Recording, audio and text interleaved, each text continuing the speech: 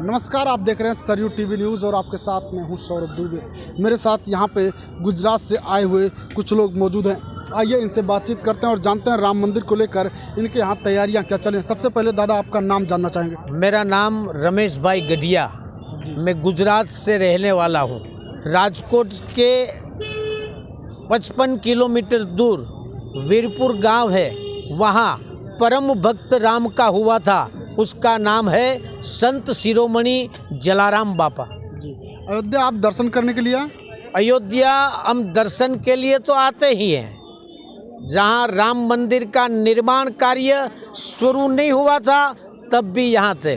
आज तो हम वो राम भक्त के प्रसाद लेकर यहाँ पर आए हैं। वीरपुर जलाराम मंदिर वो परिवार के लोग चलाते हैं। उस परिवार ने यहाँ के गादीपति हमारे वीरपुर जलाराम बापा की जगह के पूज्य रघुराम बापा है। उसने अयोध्या के ट्रस्टियों के पास एक प्रस्ताव रखा था कि हमें जलाराम बापा ये परम राम भक्त था, इसलिए राम को आजीवन दोपहर और शाम को जो राजभोग का थाल हम धराएंगे और आजीवन चलाएंगे। ऐसा वो ट्रस्टियों ने स्वीकार कर लिया। उसके बाद वो जलाराम मंदिर के गादीपति पूज्य रघुराम बापा ने निर्णय लिया है कि 22 जनवरी और 23 जनवरी अयोध्या में रामलला के मंदिर के अंदर जो भी भाविक दर्शनार्थी आएंगे उस सभी को वीरपुर जलाराम मंदिर की ओर से मगज का लाडू का प्रसाद दिया जाएगा और उस डब्बी के पैकिंग में भी लिखा हुआ है रोटी में राम जय जलाराम। मतलब तैयारियां काफ़ी कुछ हैं आपकी राम मंदिर को लेकर। राम मंदिर का उत्साह सारे देश में है, लेकिन हम जो आए हैं वो धरती में राम भगवान हुआ उसको 7,500 साल हो गए, लेकिन वीरपुर से आए हुए हैं, गुजरात से आए हुए हैं, इसलिए उसका गौरव इसलिए है कि आज से 194 साल पहले जलाराम बापा की परीक्षा करने के लिए साधु का रूप लेकर खुद राम आए थे। वहाँ रोटी तो खिलाई जाती थी सभी भूखे को, लेकिन साधु का रूप लेकर आकर वो साधु ने बोला जलाराम बापा को हमको खाना नहीं है, हमको पीना नहीं है, हमारा शरीर वृद्ध हो चुका है, अब चाहिए हमको सेवा करने के लिए। मैं करूं, मैं बोलूं वो देगा। तब जलाराम बापा ने कहा आप बोलो। उसके बाद जलाराम बापा की धर्म पत्नी का मांग किया, उसका नाम था वीरबाई माँ। इस साधु का रूप लेकर आए हुए भगवान श्री राम को अपनी पत्नी का दान दिया। 3 किलोमीटर दूर जाकर वो भगवान ने जो गोवाल बोलते हैं ना, उसका स्वरूप धारण किया और बोला कि अब तो वो चले गए, मैं तो परीक्षा लेने आई थी आकाशवाणी के रूप में जी गोवाल।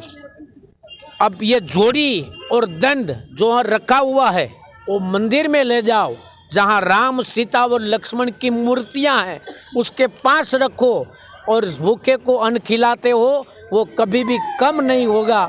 इसलिए 203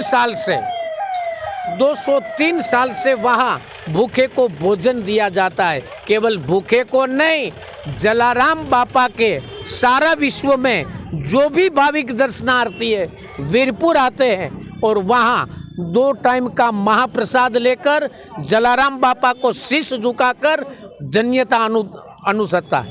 जी, यह जनवरी महीना और 2024 आपके लिए कितना महत्वपूर्ण है? जब रामलला 22 जनवरी को गर्भगृह में विराजमान होने वाले इसी महीने में, तो कितना महत्वपूर्ण आप इसे मानते हैं?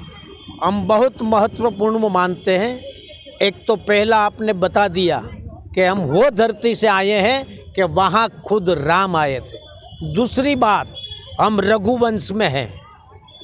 रघुवंश के 22 जनवरी के दिन हमारे योद्धा दादा जसराज का निर्वाण दिन है। किसी को उत्साह हो या ना हो, लेकिन दादा जसराज की कहानी हम लोहाना, ऐसा बोला जाता है गुजराती में, वो लो राणा थे। लोहराना मतलब लाहौर के धरती के अंतिम नरेश जिसको बोला जाता है, वो दादा जसराज रघुवंश में शहीद हुए थे। वो शहीद दिन 22 जनवरी के दिन है। रघुवंश के राम हमारा सबका जो रक्षण करता है, कल्याण करता है, उसका प्राण प्रतिष्ठा महोत्सव में सारे देश के रघुवंशियों का उत्साह उमंग का कोई पार नहीं होता है। जी, इसी साल 2024 में लोकसभा के चुनाव होने हैं।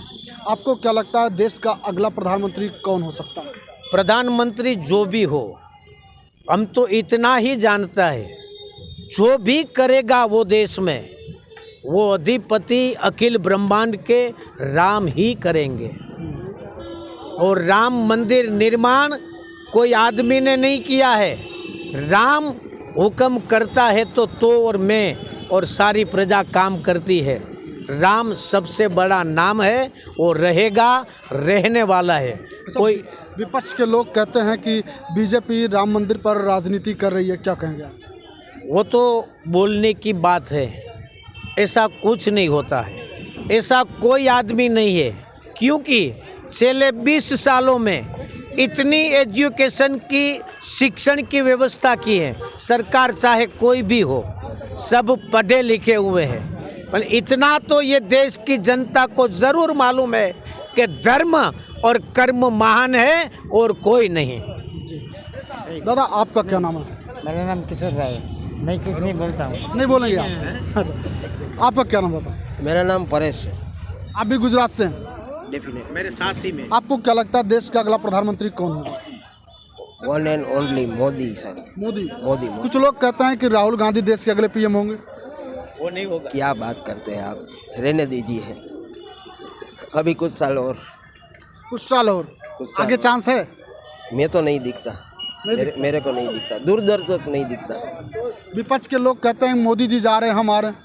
वो उनकी सोच है, उनकी सोच है। बहुत मेहनत करनी पड़ेगी उसे। अच्छा, राहुल गांधी न्याय यात्रा निकालने जा रहे हैं, इसका कितना फर्क पड़ेगा?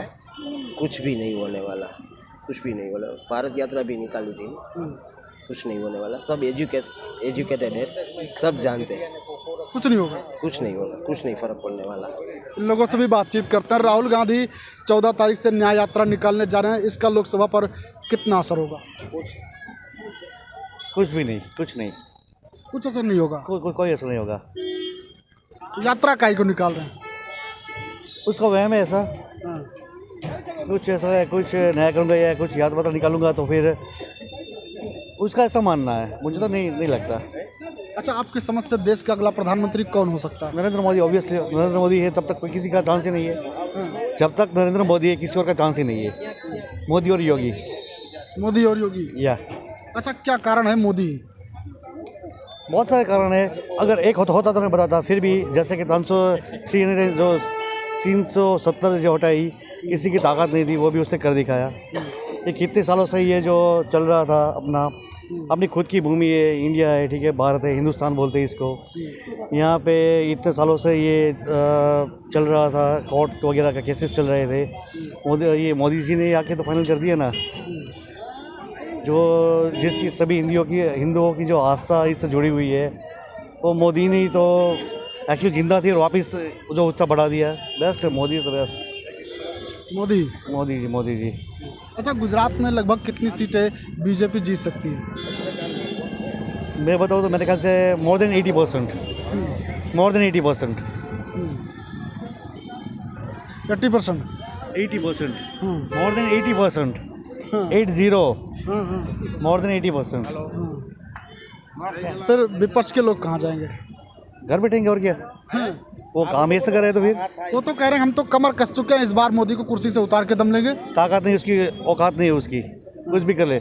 कमर किया और खुद भी पूरे कस जाए ना, उसकी औकात नहीं है, ताकत नहीं है उसकी।